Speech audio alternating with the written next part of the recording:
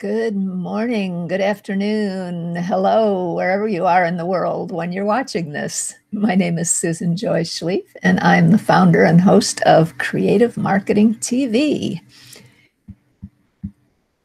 Today, we're going to talk about creativity. And just to get us started, I am going to show off my mug. This is my birthday mug because I bought it for myself as a birthday present a couple years ago.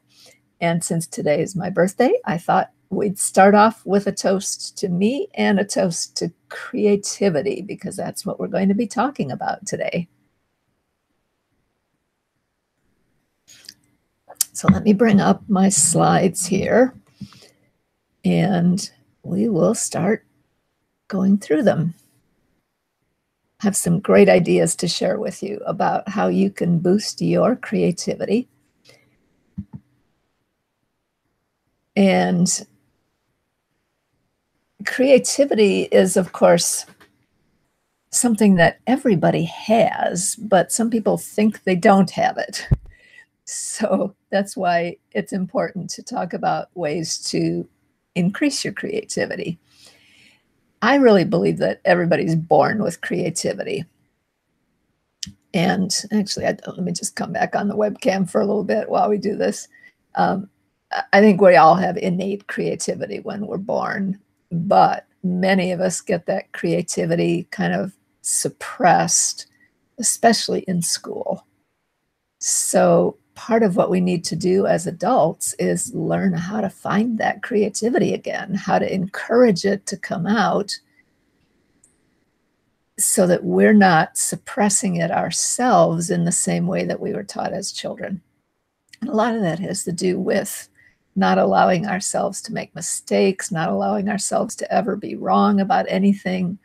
So we need to find ways to kind of play and open up that free space where if we make a mistake, so what?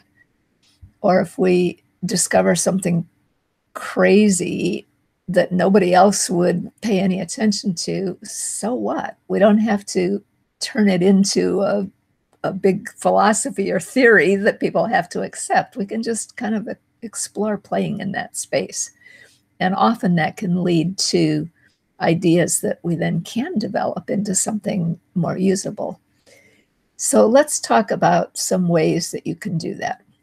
I have some examples and exercises and things to show you on the screen, and you can play with them on your own. And I'm also going to have an offer of a free, you could call it an ebook, I guess, but it's pretty short.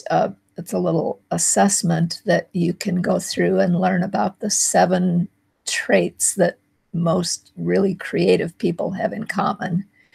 And then there's a self-assessment tool that you can use to go through and rate yourself on those 7 traits and come up with some ideas about how you can improve the ones that you think you're lacking. So I'll share that with you at the end. But first, let's go through some fun ways that anybody can boost their creativity. So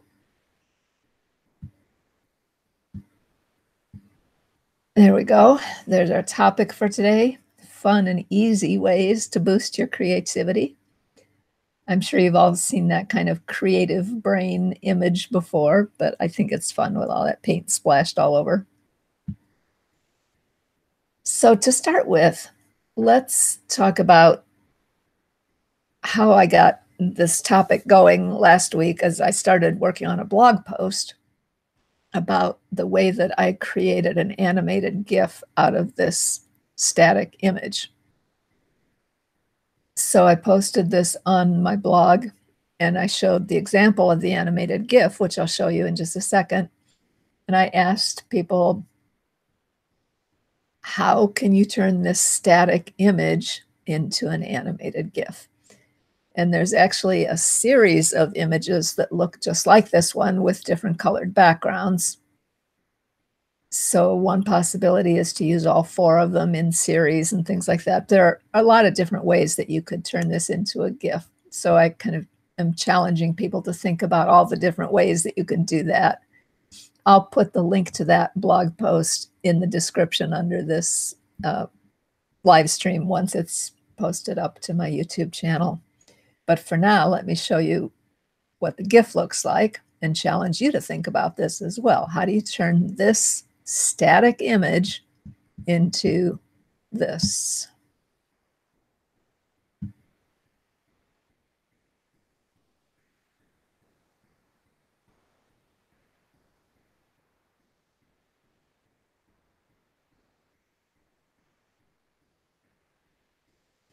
And as I said, that's just one possibility of how you could do it. But I like this approach. And if you have an idea about how I did that from a static image, you can leave a comment underneath the recording from this show. And I'll look forward to hearing what ideas you have about it. So that's one way to challenge your creativity and boost your creativity, is to see how you can take something from the form that it's in to start with, this static image. How can you take it from one form to another and turn it into something different?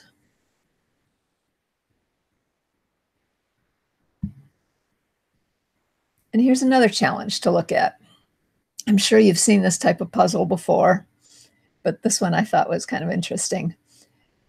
The story behind this, let's say that a woman has 4 pieces of chain that are short links of chain like this, not enough to do anything with any of them by themselves, but she wants to turn it into a necklace. So she takes it to a jeweler and asks how much it would cost for him to put all of these together. And the jeweler is going to charge $1, let's say $5. We'll make it a little more interesting. He's going to charge $5 for each link that he breaks and then rejoins. So he says, I would have to do 4 breaks and joins, so it'll cost you $20. The woman says, no, that's too much. You really only need to make 3 breaks and joins. So how would you do that? How would you put these 4 pieces of chain together to make a necklace, but only make 3 breaks and rejoins? I'm not going to show you that answer now, but if you want to get the answer to this and some of the other challenges I'll be showing you today, you can post a comment and let me know how to get a hold of you, or you can always email me at video@presentationswithresults.com.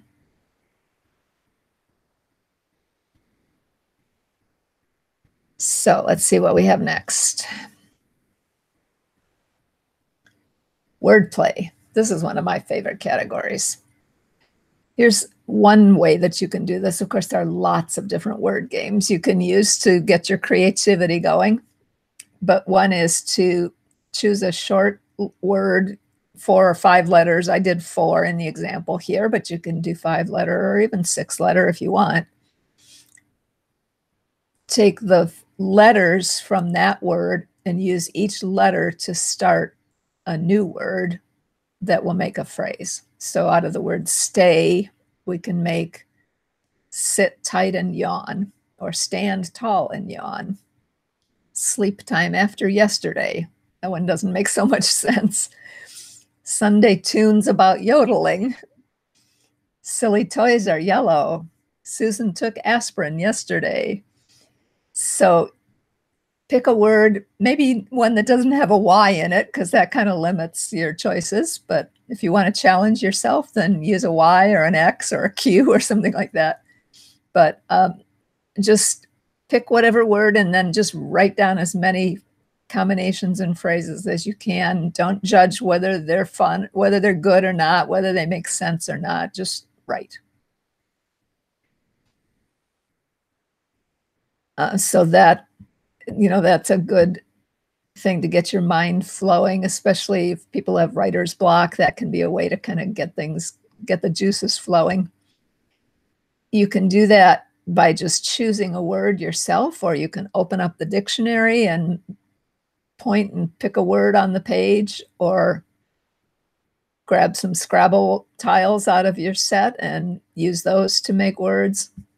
Lots of different ways to make it more interesting. And that leads us to our next topic, which is randomizing. One of the ways to kind of simulate the effect of brainstorming with other people, if you're by yourself, you can randomize to get that same kind of energy added to your creative play. And there are lots of different ways to randomize. You can use dice to maybe you want to assign letters or words or topics or something like that to the individual numbers on the dice, and then roll a dice and see what you get, and that's what you work with. Or Scrabble tiles, like I just mentioned, you can pull a bunch of tiles and then use those to, create words that start with each of those letters. You can use a newspaper or a magazine article. In fact, back before the digital age, now we have some other choices, which I'll talk about in a minute, but the writer William S. Burroughs apparently used to do what he called cut-ups, where he would take newspaper and cut out parts of the newspaper and then put things back together in different orders, and then use that to kind of stimulate his writing. You can do that with even physically with the newspaper. Sometimes getting your senses involved physically can stimulate your creativity too. Similarly to that idea of cutouts and cut-ups to combine things in different ways, I've heard that David Bowie used to use that approach for his songwriting as well. Having some kind of constraint within which to work is a good way to get your creativity to sort of respond to that constraint and come up with ideas. Sometimes that's a lot easier than just having the field be wide open and you can do anything. Well, where do you start with a wide open field like that? So the constraints can be helpful. One more story I'd heard about randomizing, this guy's probably not as familiar as the other two, but there was a very modern composer in the early 20th century named John Cage, who did a lot of work with, he called it indeterminacy for creating his music. It wasn't the most interesting music to listen to, but it was very creative. And he used to use the I Ching to determine what instruments and what notes and what scales and things like that. So there was a lot of randomization in his music. So there can be a lot of different ways to do it. Since we are in the digital age, we have some other tools we can use as well. If you like working on a phone, you can look for a mobile app called Twiddle. There might be others as well, but that's one I had heard of. And then there are online random generators, one that you can check out. Again, there are probably lots of others, but if you go to creativitygames.net, they have a random generator there. Another way to get things going, less about words and just more about visual stimulation, is doodling. And of course, it doesn't have to be good quality. It doesn't have to look like what it's supposed to be or anything like that. So don't judge yourself as you're drawing. Just let the pencil flow. It doesn't have to make sense. I mean, these drawings from Edward Lear were very well known. And actually, you can find dozens of these on the pixabay.com website with the free pictures. I just love this one with all the birds on his nose. But let yourself doodle and create something crazy with a pen and paper or pencil and paper. You can also then take those images and create a story about them, whether it's your own doodle or go find some of those Edward Lear images on Pixabay, like this one, what kind of fascinating story could you write about that? And you can set a timer for yourself. So, you know, it's not like you're turning this into a big novel or something. You just give yourself 5 or 10 minutes to write everything you can think of about this story behind this picture.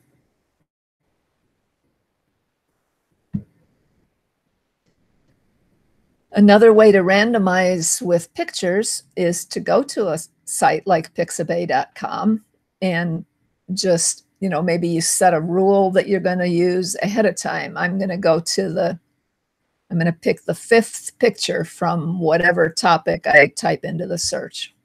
So you type a search in, you take that 5th picture, you download it and use it in something else. Then maybe you pick another topic and take the 5th picture from that page.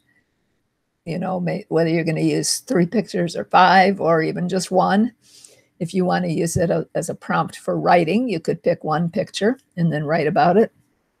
Or you could pick a series of pictures and put them together to make a story or to make a collage or lots of different things that you can do with it.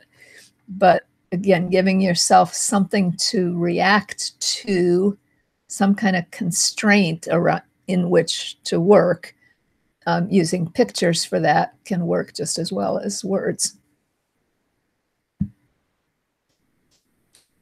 Here's another one of those, excuse me, another one of those brainstorming, problem-solving puzzles.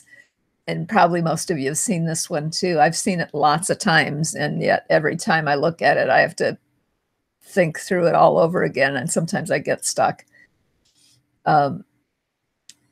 This is one where you need to draw 4 straight lines through these dots so that they touch all the dots, and do it without lifting your pencil and without retracing any part of the line. If you have a better memory for this than I do, you already may know how to solve that. But if not, you can play around with that. You can either recreate it yourself, or you can do a screen capture from my recording here and see how you can solve that problem. And again, this is one that I'll send you the answer to if you contact me either by email or leave a comment under the video.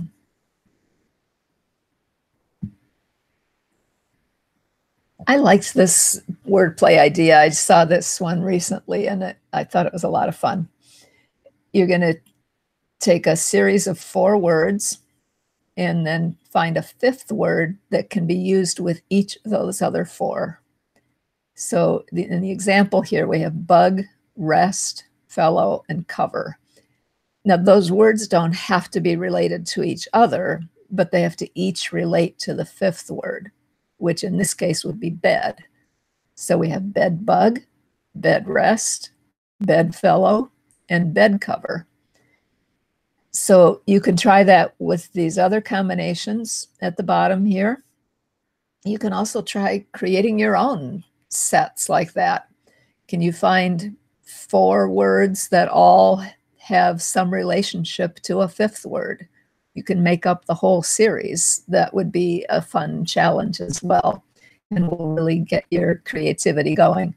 Maybe start with finding 2 words that relate to the same word, and then see if you can find 3 words that relate to a word. You know, you don't have to start with 4. You can work up to it in baby steps. I found this kind of challenging. Yeah, it's not real easy, but I thought it was fun.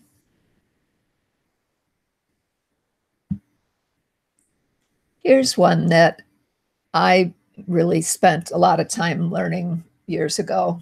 And I had read about this idea in a book, and I really liked it when I would go for a walk or just go out somewhere. Especially, it's easier when you're walking, I think. This helps you to be more aware, which is really one of the key traits in creativity, to be aware of what's going on around you. And most of us are not. Even before the age of cell phones, people weren't always aware of what's happening around them. Now it's even worse, of course. But what you can do as you're walking along is just notice everything and say hello to it. The way that I did it, I also thought of those things saying hello back to me. So I was actually engaging with them. Hello, bird. And then the bird would say hello to me. Hello, tree. And the tree would say hello to me. So as you're walking along, you can, again, look for everything that you're seeing.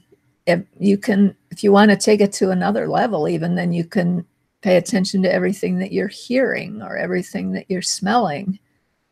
But probably the easiest to start with is the visual. What do you see as you're walking? And acknowledge it. It's part of your world. It's part of your environment. And it's part of what you can interact with. So to me, and I think that was a big part of my first beginning to be more aware of my surroundings. And I think it did have a big hand in boosting my creativity as well. So I have, as I mentioned at the beginning, I have a freebie that you can download that is a self-assessment tool about the 7 traits that most highly creative people have in common. And I just want to show you a little bit about that. Excuse me. It's pretty short read, but it talks about each of those 7 traits a little bit, describes what they are and how they work for people. And then there is a page for each of those traits where you can rate yourself on a 1 to 10 scale. And then if you rate yourself less than 5, then there's a space for you to write down ideas of how you could increase that trait in your life or in your mental capacity, or however you want to describe it. Say, for instance, the awareness is one of them. So if you decide that you're not very aware of your surroundings, what are some things that you could do to increase your awareness? Well, one is the exercise I just talked to you about, right? Saying hello to the world. But then you could write down others that would help for you as well. What helps you to be, what could help you to be more aware in the world? And then, you know, if you have several of those traits that you think need increasing, then you just make a plan for which one is your priority, which one you're going to start with. How will you fit that into your daily or weekly schedule to start building up those traits for yourself?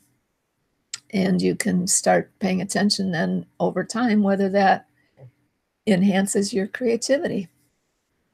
So let me show you a couple pages from here.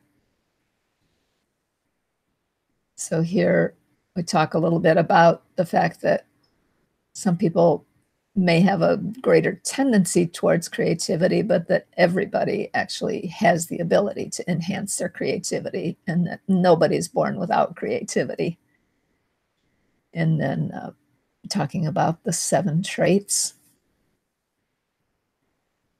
In the summary of that section, again, talks about, you know, some people feel like it's not easy for them to be creative, but usually what that means is that you just need to find ways to unlock your inner creativity that's lying dormant within you. And again, partly that's dormant often because it's been suppressed in the past. So if you'd like to get that freebie, you can go to bit.ly, bit.ly/creativity traits and download that free assessment tool about the 7 traits of highly creative people. So that's what I have for you today. And let me just check. I don't see any questions. So as you're watching this recording later, if you do have questions, please leave a comment under the recording and I will be happy to respond to your questions. Again, if you would like to get the answers to some of those creativity challenges, you can leave a comment there about how to get them to you.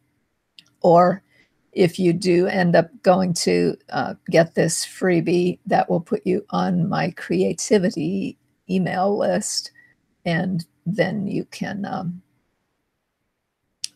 contact me by email there. Just reply when you get this, and reply and ask me to send you the answers to the challenges from this show.